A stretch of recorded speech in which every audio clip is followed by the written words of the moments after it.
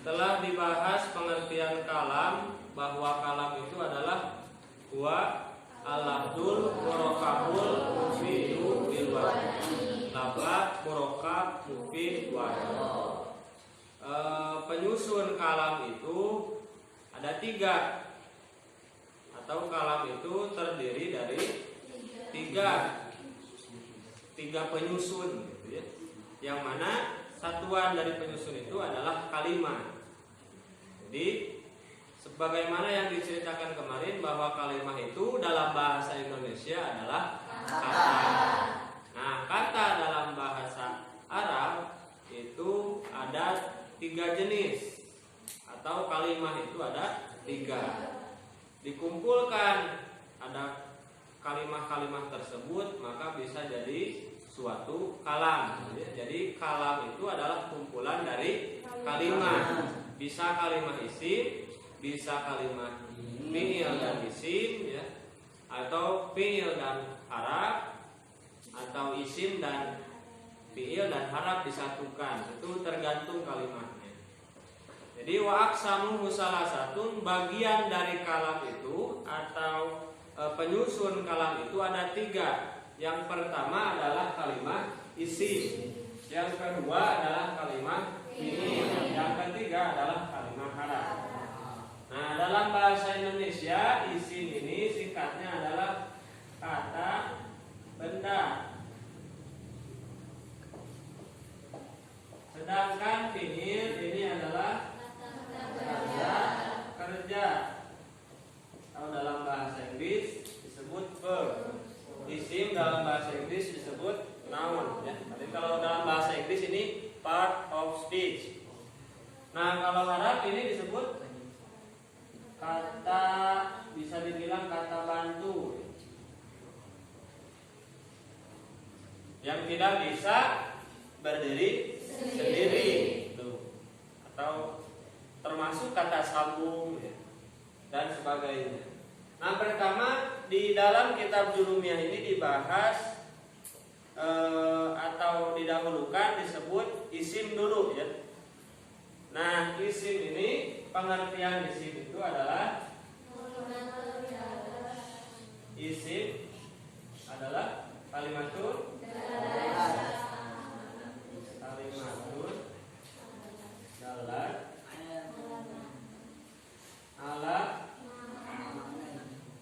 ala mana fi nafsiha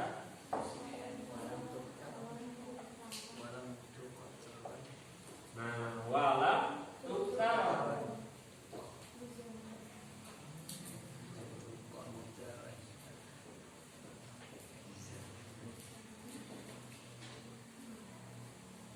Di zamani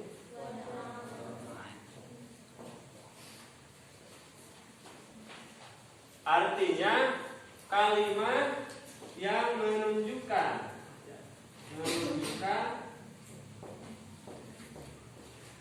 makna kepada satu makna dalam dirinya sendiri. Dalam diri itu kalimat.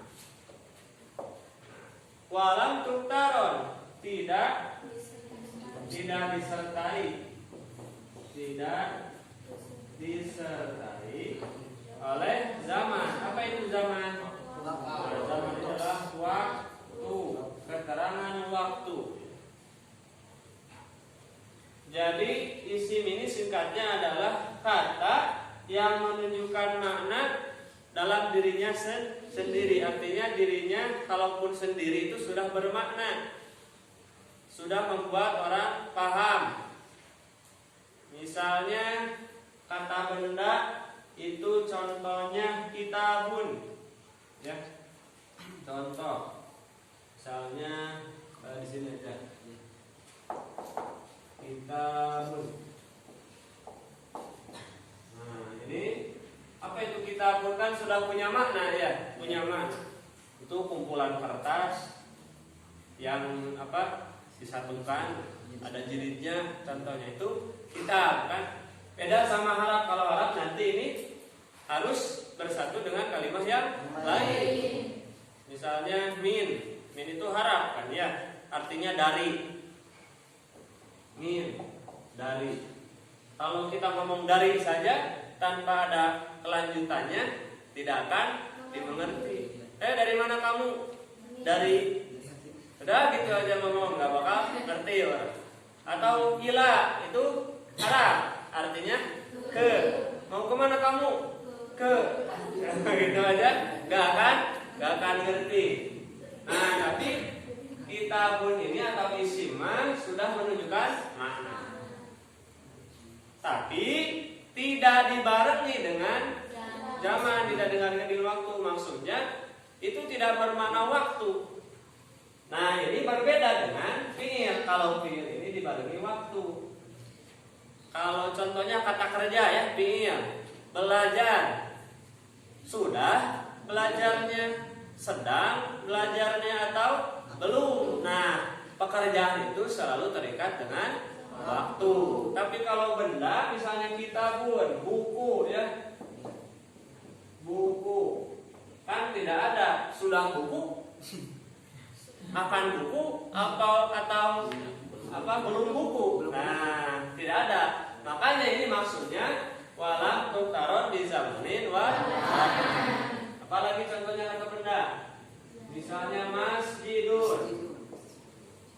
Apa masjidun? Masjid ya, masjid.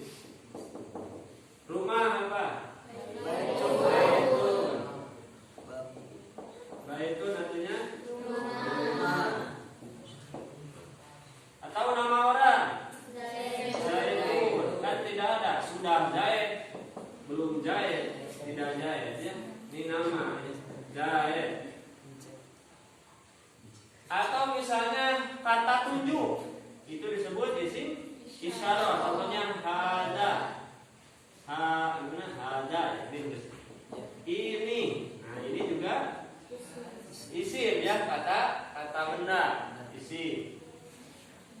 Zalika itu juga termasuk kalimat isim ya.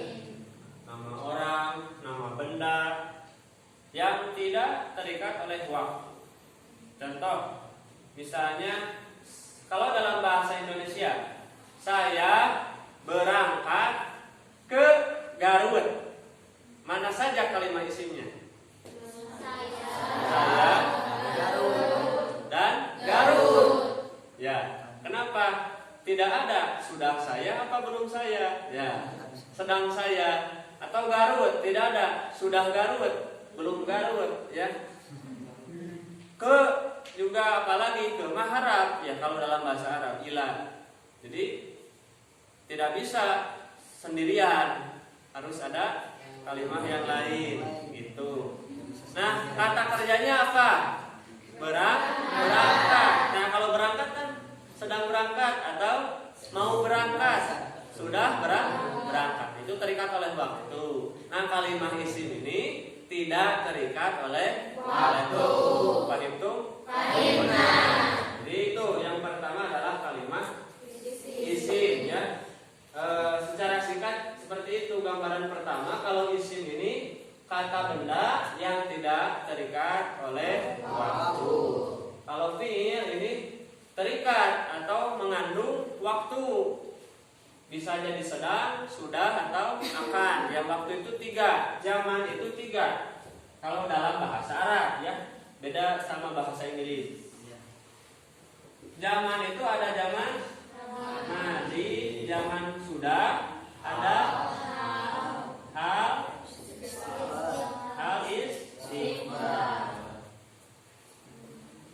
istiqbal ya. Jadi gini, ada istiqbal, ada hal, ada madi. Ini artinya sudah. Hal ini artinya sudah. Istiqbal akan. Istiqbal ini artinya akan. Nah, gitu. Nah, ini zaman ini tidak berlaku dalam kalimat isim, tapi nanti berlakunya di kalimat fi'il. Insyaallah fi'il ini akan lebih diperdalam di video selanjutnya.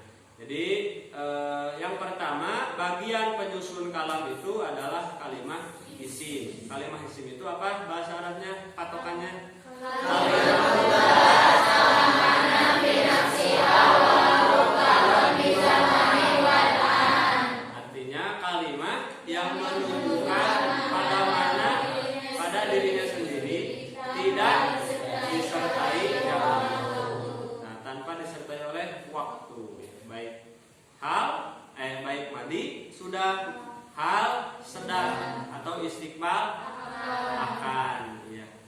kasih.